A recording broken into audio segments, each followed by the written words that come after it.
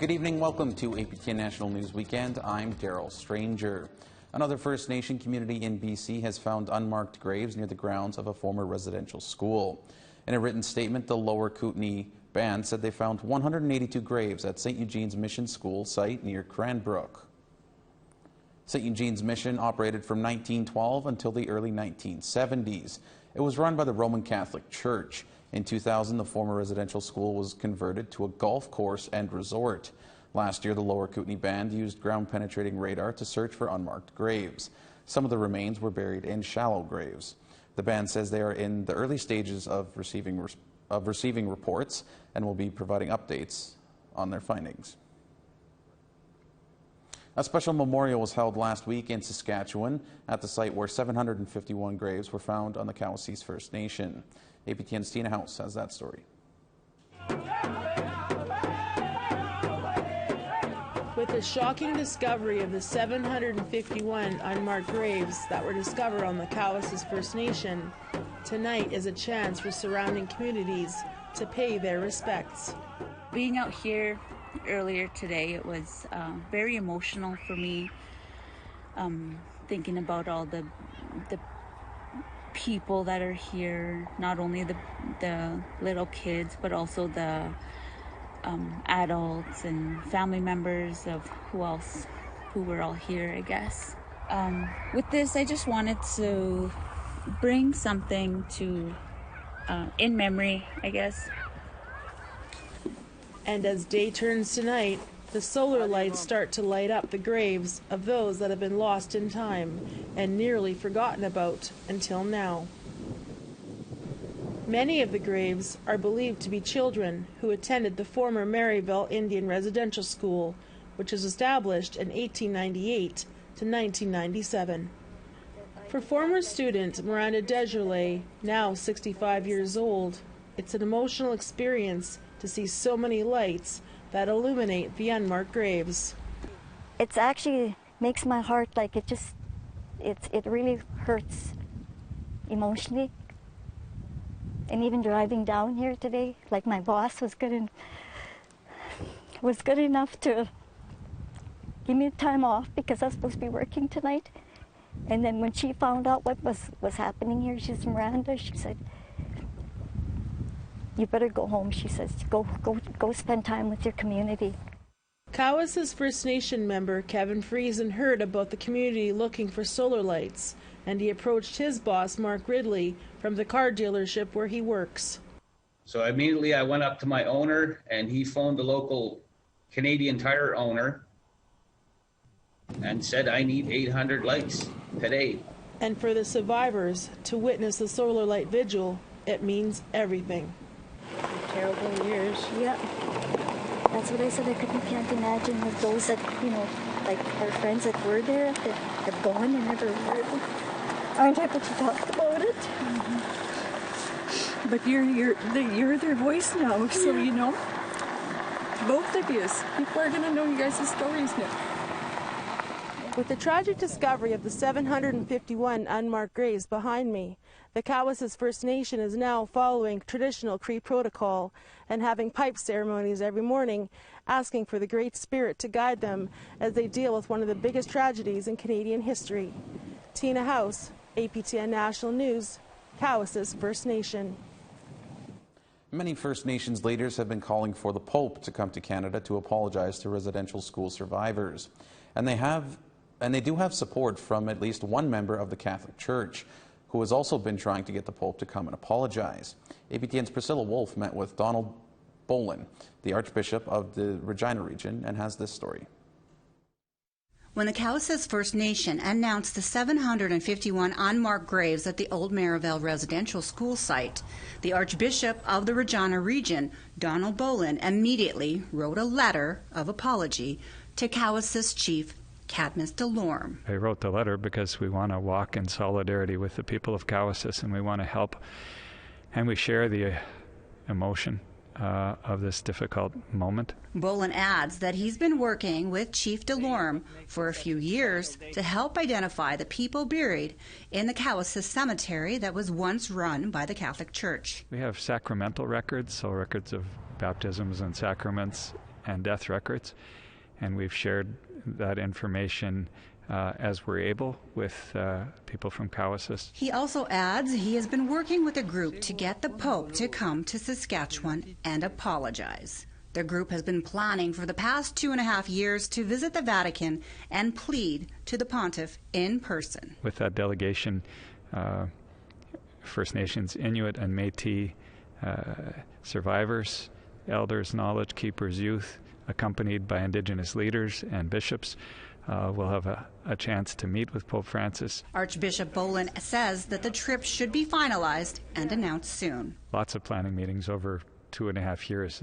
The delegation probably would have happened already last year had it not been for COVID.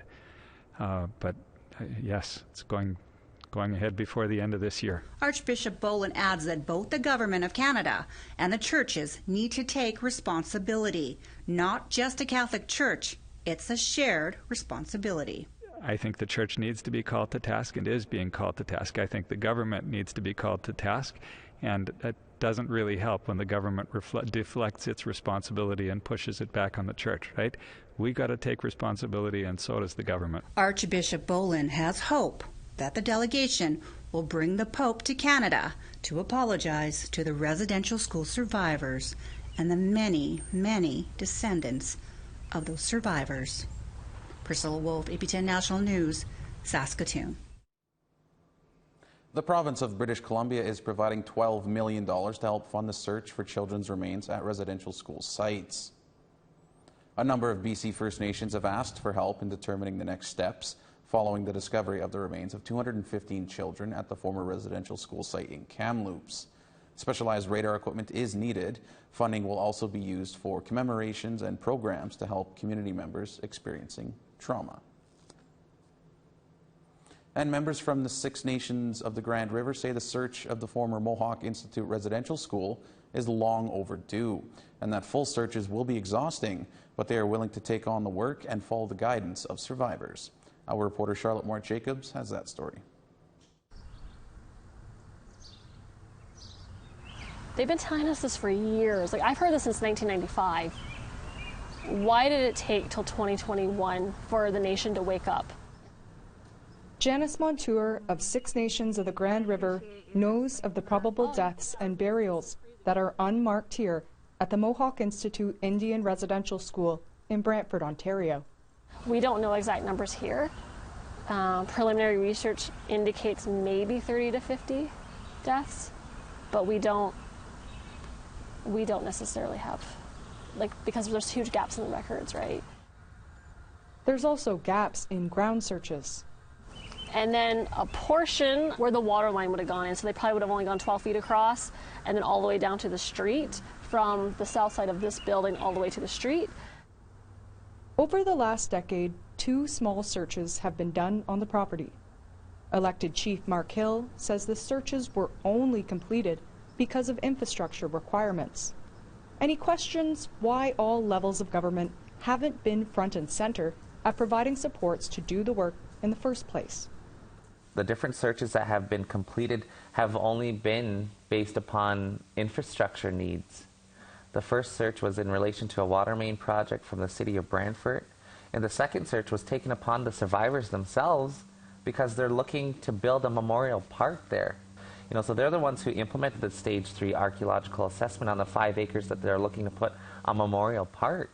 I asked myself, what is wrong with that picture? This month, the Ontario government pledged $10 million to identify residential burial sites. The Mohawk Institute was the oldest and longest-running residential school in the country. It operated from 1828 to 1970. At least 1,500 children from communities near and far were taken from their families and forced to attend here. So there's still all the boys' side that has to be searched, all of the west end behind the museum, all of this area to where the industrial park starts, all the way back behind the building. Montour says a full investigation on the grounds would cover a lot of area, as the school burned down twice and switched locations. And then neighboring farm fields that we've heard stories about. So it's not just necessarily our site as well, it's also looking at neighboring farmland. Six Nations says a working group has been established and supports for survivors are in place to do the healing work. It has to be led by survivors and community. You know, this isn't where a council decision is saying, well, this is what we're going to do. We're getting our guidance from our community and survivors, and this is what we're being told. So it's really just, you know, doing this work on behalf of, in the most respectful manner, in the most cautious manner. Charlotte Mort-Jacobs, APTN National News, Brantford. The National Indian Residential School crisis line is available for survivors and others who might need support. That number is 1-866-925-4419. We need to take a short break, but still ahead, how hereditary chiefs in BC are reoccupying their land.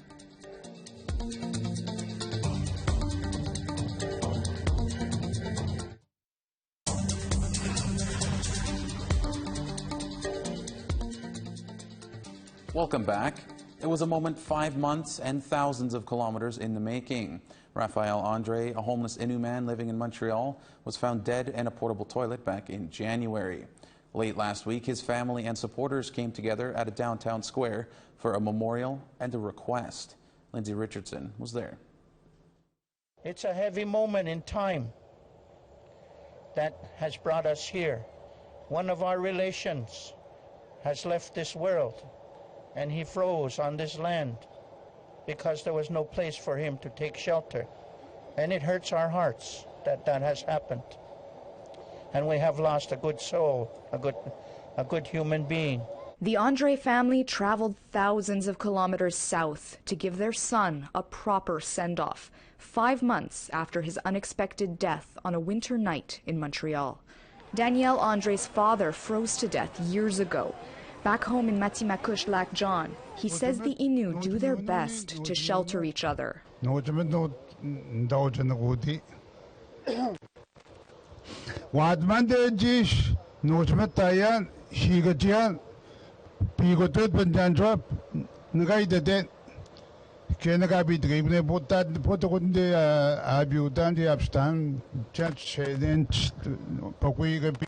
The warming tent behind Danielle is named for his son, Raphael Naba Andre.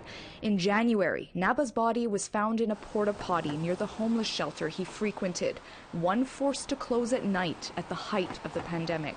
On dirait, je voyais partout mon frère. Quand je voyais un sans-abri, je voyais mon frère. Carmen Andre is still grieving her older brother, but while in Montreal, she saw the need to protect others like him. Moi, ce que je pense, la mort tragique de mon frère, il fallait que ça arrive pour qu'on voit, pour qu'on ouvre nos yeux, tout le monde, peu importe les races, qu'on ouvre que ça existe, les sans-abri, c'est des humains comme nous. In the 5 months since Naba's death, Montreal's pandemic restrictions have lifted, temperatures have risen, but so have the number of homeless clients seeking help.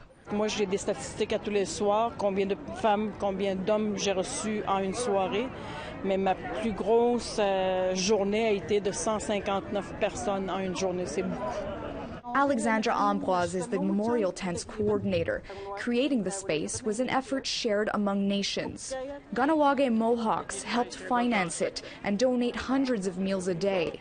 The Innu Nation staffs it. The city of Montreal pitched in for the tent, but no one knows when it will have to come down. Le message que je veux lancer, c'est un service essentiel, fait qu'on doit prolonger jusqu'à, je pourrais dire, qu'il y ait quelque chose de permanent, pour la communauté, soit autochtone ou autre. When someone passes away on the street, it's not just a statistic, it's an actual human, right, that really wanted good things to happen. And take a look behind you about what they're creating. This is a multi-million-dollar condo, right? And we're not asking for millions of dollars. How can you have this multi-million-dollar condo and still allow people to die in the streets? It's a question asked by many, including Naba's friends in the street community. That's a good man. So that's why I speak of all our friends on the street. I speak for them. I was there. Naba's mother didn't plan to speak. But she had this message, spoken through a translator. She came here with a heavy heart, and today is different because yesterday she went to the places where her son went, but today she feels more lighter, and she's very happy. She's here with us. It was a bittersweet day for closure. Together, the Andre family and their supporters pray their unfathomable loss will one day turn into a permanent service gain. Lindsay Richardson, APTN National News, Montreal. In British Columbia, a Gitxsan house is controlling access to a forestry road. The house, led by their hereditary chiefs, is reoccupying their land and asserting their Indigenous rights. APTN's Lee Wilson reports. We have never, ever left our lands. Our chiefs and our yes taught us about this land.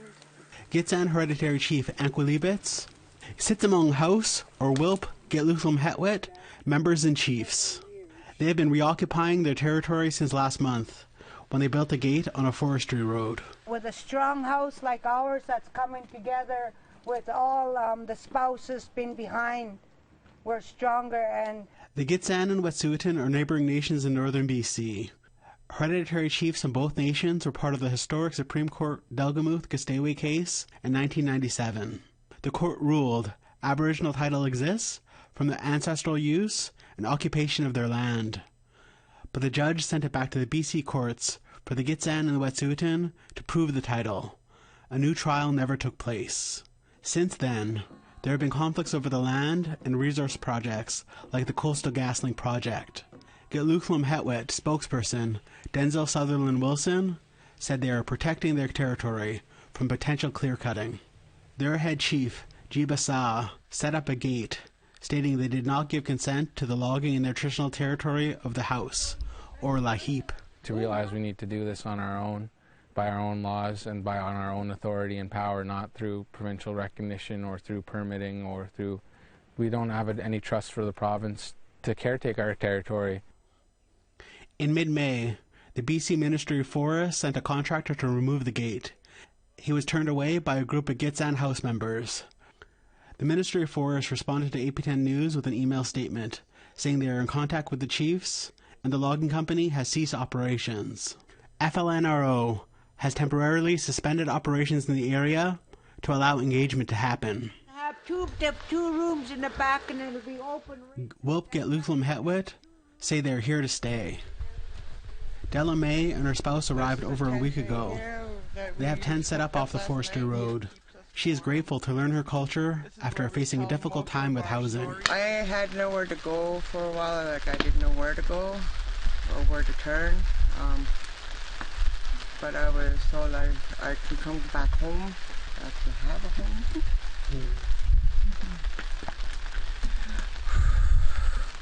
But sorry, just a lot of weight, just get off. Elaine Gunanut has been living here on and off since 2018. This time, she brought her grandchildren. They're learning that the Wilp is, and the land is their kitchen. They know that they could get their food here, right? They'll never go hungry on the land.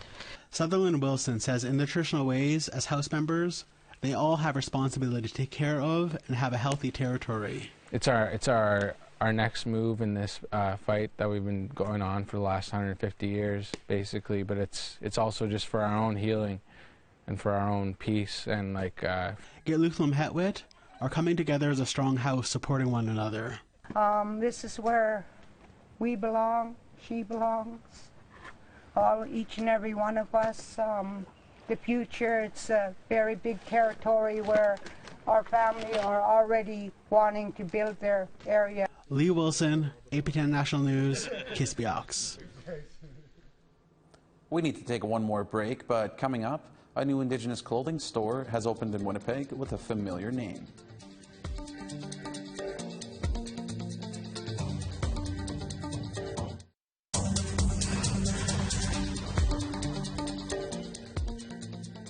Welcome back.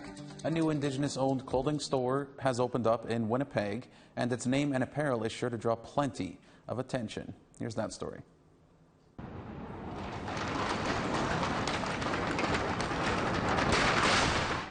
Manitobans will soon have a new spot to shop. The Indigenous Nations Apparel Company, or INAC, is opening a store in Manitoba's largest mall, Polo Park. Something owner Michelle Cameron says is long overdue. We felt it was a need that was there. For me, it's really important that we're represented in every way, shape, or form.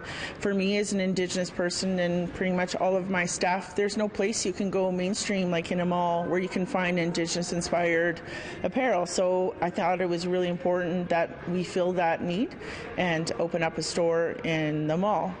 INAC is a sister store of Cameron's other business, Dreamcatcher Promotions, which makes promotional products in apparel and trade shows, among others. She said challenges from the pandemic forced changes to her original business model. During the pandemic, we had to change how we did business to cater to more of the retail side because things were closed. You know, people weren't having conferences, having events, which is what we do mostly. So we've had to convert more to a retail component, and I really wanted to focus on getting back to what we actually do at Dreamcatcher Promotions, and I thought it would be really cool to come up with a retail store in the mall. Once a month, INAC will also feature Indigenous artists from across the country who will promote their work through limited editions of fashion clothing. We're working with Indigenous artists, and some of them are grassroots, and love the exposure opportunity because we do have a marketing plan for them as well to create exposure for their talents, and to bring it in such a visible place is really great, and I think that it applies to everyone. Everyone can appreciate artwork. Everybody can wear artwork and be a fan. Cameron from Cowessess First Nation said the name is meant to bring positivity. I wanted to come up with a name that was really cool, you know, something trendy, kind of cheeky at the same time, you know, and INAC was always perceived as something negative, and you know, we wanted to take it back and turn it into something positive, so we turned it into Indigenous Nations Apparel Company. The store is at the Polo Park Mall in Winnipeg with a soft launch June 28th and the grand opening June 30th. Gerald Stranger, APTN National News, Winnipeg. That's all we have for you on this edition of APTN National News Weekend. Thank you for joining us. I'm Gerald Stranger. Have a safe and healthy weekend.